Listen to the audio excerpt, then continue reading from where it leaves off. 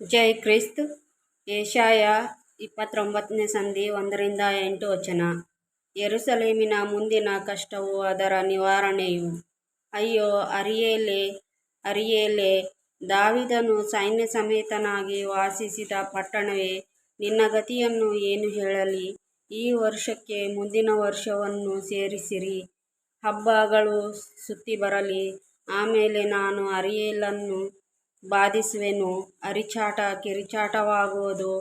ಆ ಪಟ್ಟಣವು ನನಗೆ ಅರಿಯೇಲಾಗಿಯೇ ಪರಿಣಮಿಸುವುದು.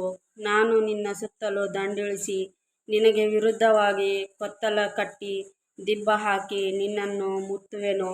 ನೀನು ಕುಗ್ಗಿ ಭೂಮಿಯೊಳಗಿಂದ ಮಾತಾಡುವಿ, ನಿನ್ನ ನುಡಿಯು ಮಣ್ಣಿನೊಳಗಿಂದ ಸಣ್ಣ ಸ್ವರವಾಗಿ ಹೊರಡುವುದು.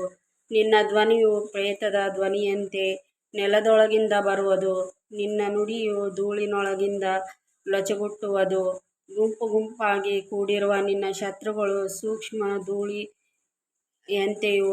ತಂಡೋಪತಂಡವಾಗಿ ಬಂದಿರುವ ಭಯಂಕರರು ಹಾರಿಹೋಗುವ ಹೊಟ್ಟಿನ ಹಾಗೂ ಆಗುವರು. ತಟ್ಟನೆ ಕ್ಷಣದಲ್ಲಿ ಲಯ ಹೊಂದುವರು.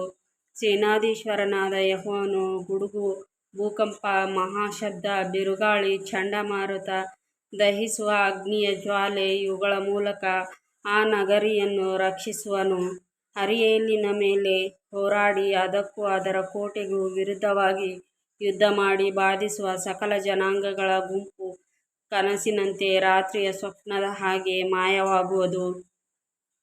ಹಸಿದವನು ಕನಸು ಕಂಡು ಆಹಾ, ಉಣ್ಣುತ್ತೇನೆ ಎಂದುಕೊಂಡಂತಾಗುವುದು. ಎಚ್ಚೆತ್ತಾಗ ಅವನ ಹೊಟ್ಟೆ ಬರಿದೆ. ಬಾಯಾರಿದವನು ಸ್ವಪ್ನದಲ್ಲಿ ಇಗೋ ಕುಡಿಯುತ್ತೇನೆ ಎಂದುಕೊಂಡ ಹಾಗೂ ಆಗುವುದು.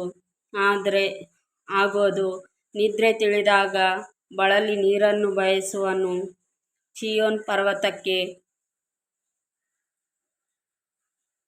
ವಿರುದ್ಧವಾಗಿ ಹೋರಾಡುವ ಸಕಲ ಜನಾಂಗಗಳ ಗುಂಪಿಗೆ ಈ ಗತಿಯಾಗುವುದು. ಆಮೆನ್.